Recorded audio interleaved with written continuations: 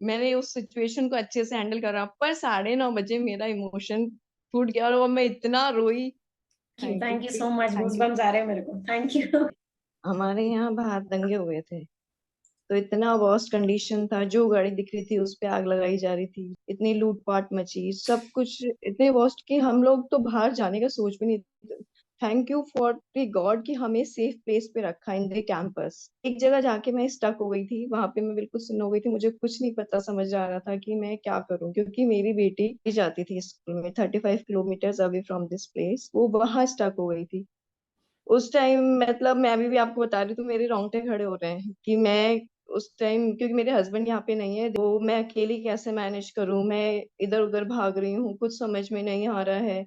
SI के, commissioner के, जिसके नंबर मिल रहे हैं उससे कांटेक्ट करूँ कि मुझे यहाँ से निकाल दो, मैं यहाँ से यहाँ दोबारा नहीं आऊंगी जब तक दंगे शांत नहीं हो जाए, मुझे यहाँ से निकालो। बट कंडीशन इतनी कि मैडम आपको 10 10 क्या 10 कदम भी हम नहीं निकाल सकते, बाहर 10 कदम पे कुछ कुछ भी हो रहा है तो उसमें हम क्या करें।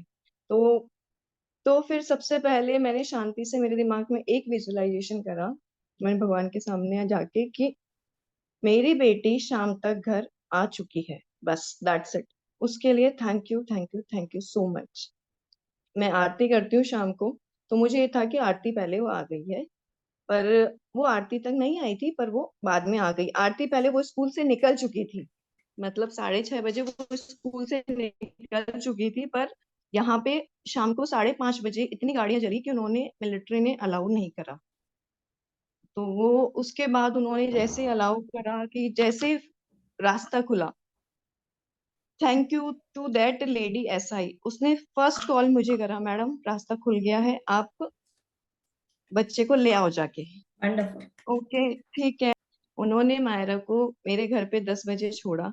उस टाइम मतलब पूरे दिन भर मैं बोल्ड थी, मैंने उस सिचुएशन को अच्छे से हैंडल करा, पर 9:30 बजे मेरा इमोशन टूट गया और वो मैं इतना रोई कि इस कंडीशन में मैं सही में। और ग्रैटिट्यूड इज द थिंग जिसने मुझे इतना बांध के रखा, इतना बोल्ड रखा, तो thank you thank you thank you so much ये चीज सिखाने के लिए। अदरवाइज मैम, मुझे नहीं पता मैं इसको कैसे हैंडल कर पाती, हो सकता है मैं पहले गिव अप कर देती। थैंक यू, इस चैलेंज के आने के मुझे बावजूद आपने इसको याद रखा, इसको प्रैक्टिस किया। Thank you so very much. आपके जो छह बिकॉज सात दैट बैचेस आपने सिचुएशन, जो किए हैं ना, बिल्कुल परफेक्ट काम आए हैं आपके। परफेक्ट। सीरियसली ये तो, उस टाइम मुझे और कुछ नहीं सूझा, मुझे सिर्फ एक बात आपकी याद आई कि वो था कि आपने अभी रिसेंटली मुझे एक एग्जांपल दिया था कि मेरे हस्बैंड का फोन गुम गया था, मैंने उसके लिए लिखा नहीं था, मैंने कहा मेरे पास लिखने का तो टाइम है ही नहीं, मैंने सिर्फ उसको विजुअलाइज करा कि मेरी बेटी आ चुकी है एनी हाउ।